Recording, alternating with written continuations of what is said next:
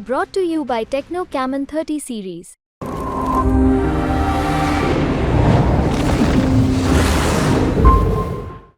निश्चित रूप से हिना साहब आए, चाहे भाई ओसामा जी हैं, हमारी बात हुई है।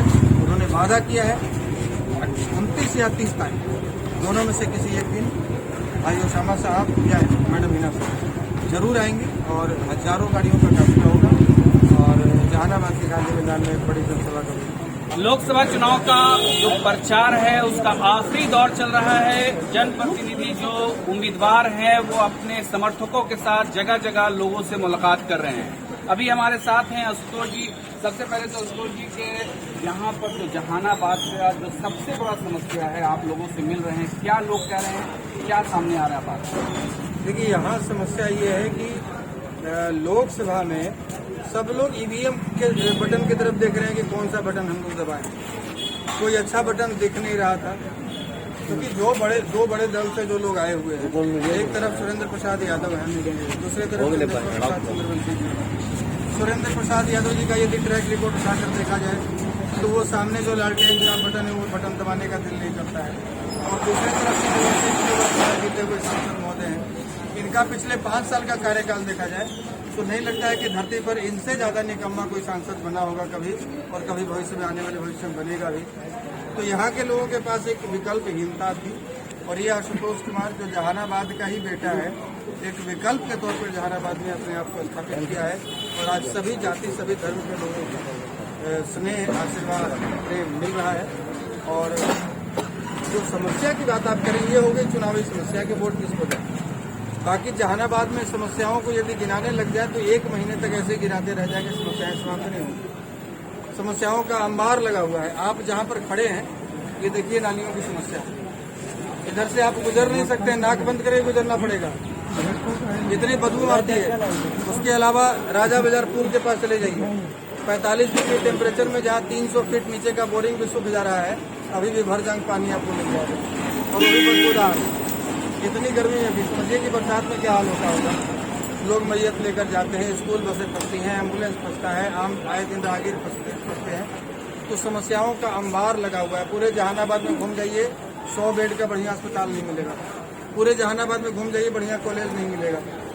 पूरे जहानाबाद में घूम जाइए, कहीं कोई पर्यटक स्थल डेवलप किया हुआ नहीं मिलेगा। जबकि इसी जहानाबाद में बराबर है जो मानव निर्मित भारत का पहला ऐसा गुफा है जिसको यदि प्रयास किया जाए तो यूनेस्को अपने हैंडओवर ले सकता है और उसका विकास कर सकता है पर्यटक स्थल के रूप में।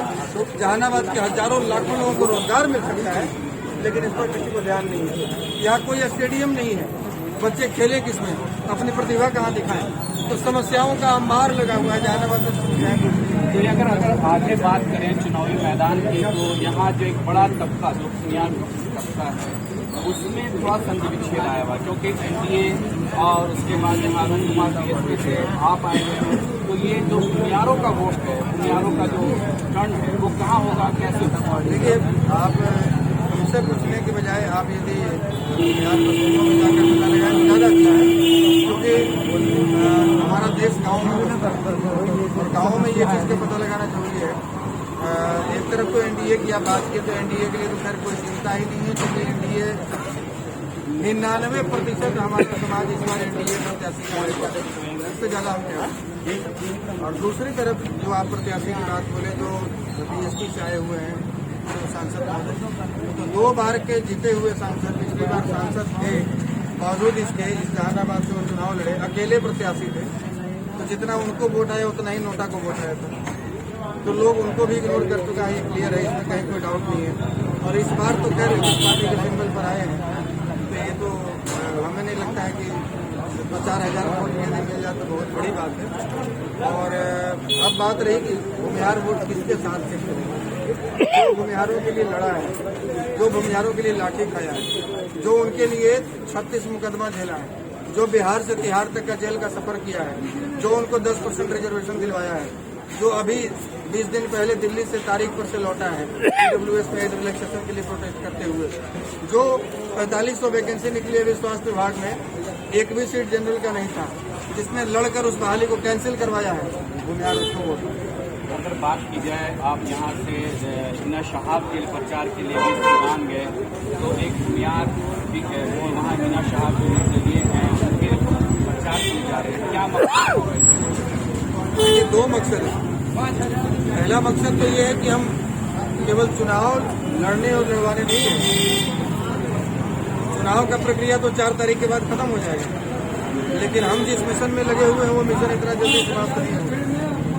40 साल पहले जो हमने गलती कर दी, मुस्लिम समाज के लोग या भूमिहार समाज के लोग, ब्राह्मण समाज के लोग जो 40 साल पहले जो गलती कर दी, उस गलती को सुधारने की जवाबदेही हमारी है। हम आने वाली पीढ़ियों पर छोड़ के नहीं जा सकते, नहीं तो उनको जवाब नहीं दे पाएंगे। 40 साल से हम अपनी ट्रेन दिल्ली जाने के बजाय हावड़ा घुमा रहे हैं, जाना है दिल्ली। आज देखिए यही वजह है कि मुस्लिम समाज का भी क्या हाल हो गया कि लालू प्रसाद यादव जी 2 बेटियों के टिकट का मूल 18% मुस्लिम वोट पर लगाते हैं।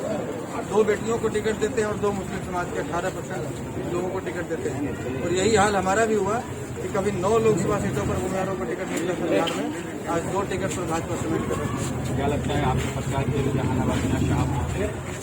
निश्चित रूप से हिना साहब आए, चाहे भाई ओसामा जी हैं, हमारी बात हुई है, उन्होंने वादा किया है 29 या 30 तारीख, दोनों में से किसी एक दिन भाई ओसामा साहब या मैडम हिना साहब जरूर आएंगे और हजारों गाड़ियों का काफिला होगा और जहानाबाद के गांधी मैदान में एक बड़ी जनसभा करेंगे। आखिरी सवाल आपका कि अपनी जीत को लेकर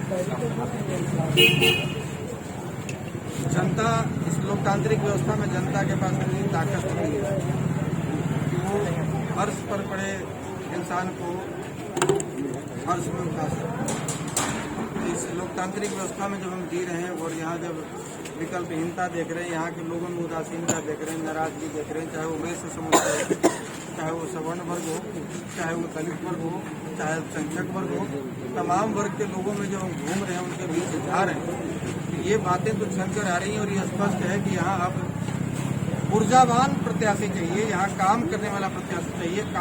काम का ढेर लगा हुआ है, समस्याओं का अंबार लगा हुआ है। यहाँ इच्छा शक्ति जिसके भीतर हो, काम करने की ऊर्जा हो, भाग दौड़ करना चाहता हो, लोगों की समस्याओं को समझना चाहता हो। ऐसा नहीं कि 25 करोड़ फंड आया और 16 करोड़ वापस लौट गया। भैया जहानाबाद में काम की समस्या थी, काम की कमी थी, कुछ भी काम करवा देते 16 करोड़ में। ऐसा सांसद भी नहीं चाहिए कि एक तरफ कोरोना काल में कोई बेटा अपने बाप का लाश लेकर कंधे पर घूम रहा है, तो कोई लाश अपने बाप अपने बेटा का लाश लेकर घूम रहा है और एम्बुलेंस नहीं मिल रहा है। और उस काल में, उस स्थिति में जो हमारे वर्तमान सांसद महोदय हैं 1600 करोड़ का एम्बुलेंस घोटाला कर दिया। तो ऐसे बेदर्द इंसान को, जिसके पास दिल ही नहीं है, वैसे व्यक्ति को हम सांसद बनाकर क्या करें? जो आया हुआ 80% फंड वापस लौटा दे, वैसे लाश को, वैसे मुर्दा को हम सांसद बनाकर क्या करेंगे? जहानाबाद की मिट्टी जिंदा है, स्वाभिमानी है। इसको जिंदा सांसद चाहिए, मुर्दा सांसद नहीं। तो चलिए, ये हमारे साथ राष्ट्रीय जनजन पार्टी के उम्मीदवार आशुतोष जी थे और इन्होंने कहा कि कई समस्याएं हैं जहानाबाद में, जिसको लेकर मैं जनता के बीच जा रहा हूं। यहाँ पर लोग हमारा समर्थन कर रहे हैं, लेकिन अब देखना होगा 4 जून को कि आखिर किसके किस्मत का पिटारा खुलता है। जहानाबाद से बिहार तक के लिए सैयद मुशर्रफ इमाम।